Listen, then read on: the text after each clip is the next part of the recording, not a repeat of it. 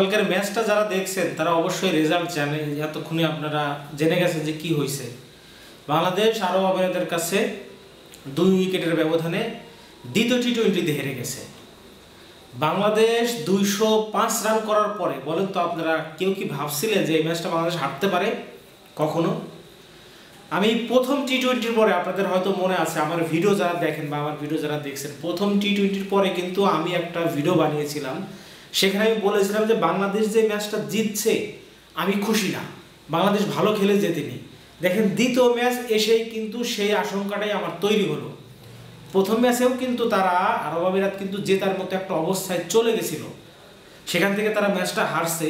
কিন্তু দ্বিতীয় ম্যাচে তারা কিন্তু ঠিকই কামব্যাক করে তাদের যে স্বভাবস্বরূপ যে ভাব, আরব আমিরাতের যে ব্যাটসম্যানরা, ওয়াসিমকে তো অবশ্যই আপনারা চেনেন, ফ্র্যাঞ্চাইজি ক্রিকেট লিগ খেলে চরম একজন মারমুখী ব্যাটসম্যান, 82 রানের একটা ইনিংস খেলছে।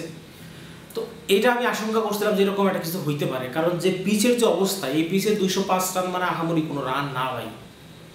বাংলাদেশের এই বোলিং এগেইনস্টের বিপক্ষেই যদি এ অবস্থা হয় তাহলে বুঝেন আরব আমিরাতের বোলিংয়ের এগেইনস্টে বাংলাদেশের কত রান করা উচিত ছিল। মূল পয়েন্টে আসি। এই ম্যাচটা দেখেন 10 ওভার 15 ওভার পর্যন্ত কিন্তু ম্যাচটা একদম 50-50 ছিল, যে কেউ জিততে পারত। সেই জায়গা থেকে বাংলাদেশ ম্যাচটা তাহলে কীভাবে হারলো?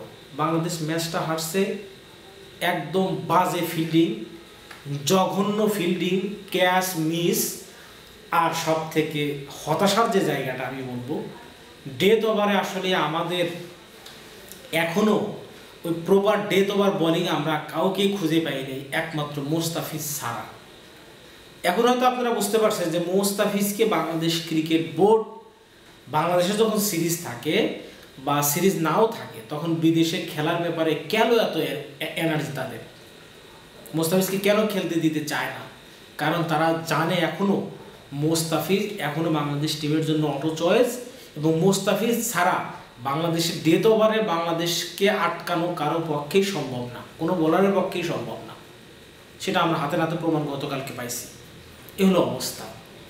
তো যাক, এরকম অবস্থা যদি চলতে থাকে, দেখেন বাংলাদেশের যে বোলিং লাইন আপ, সেখানে যে খুব বেশি লাইন আপটা খুব বেশি খারাপ একমাত্র মোস্তাফিজ হয়তো নেই, বাকি কিন্তু আমাদের সেট আপটা সবই ঠিক আছে। নাইট্রেনা কালকে প্রথম অভিষেক ম্যাচ ছিল, যথেষ্ট পরিমাণ সে বেধরক পেটনি খাইছে, 2টা উইকেট যদিও সে দিয়েছে, কিন্তু আসলে ওই 2 উইকেট বাংলাদেশের জন্য কোনো কাজে দেয় নাই। যে সময় উইকেট নেওয়ার প্রয়োজন ছিল তখন উইকেট নিতে পারে নাই।